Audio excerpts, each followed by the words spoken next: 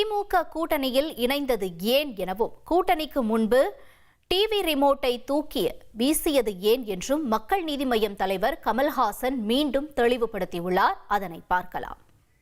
வரும்பொழுது நாம் கூடி நின்றாக வேண்டும்.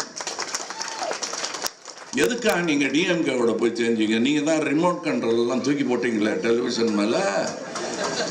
ஏன் நீங்க மறுபடியும் அங்க போனீங்கன்னா ரிமோட்டை தூக்கி போட்டேன், அதான் சொன்னேன், விமர்சிக்கும் உரிமை ஜனநாயகத்துக்கு உண்டு.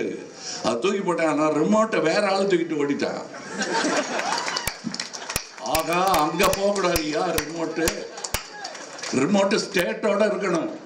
கல்வியே அப்படித்தான் இருக்கணும். நாங்க நினைக்கிறோம் ரிமோட்டை கொடுப்போம், எடுத்துட்டு வா திருப்பி, பரவாயில்ல, நம்ம ஒழிச்சாவது வைப்போம். ஒருத்தர் மேல ஒருத்தர் அடிச்சுக்க வேணாம். இனிமே எவனும் வந்து தூக்கிட்டு போயிடலாம் அப்படின்னு எடுத்த முடிவு தான். இந்த அலையன்ஸ் புரிஞ்சுங்க, புரியலன்னா சும்மா இருங்க.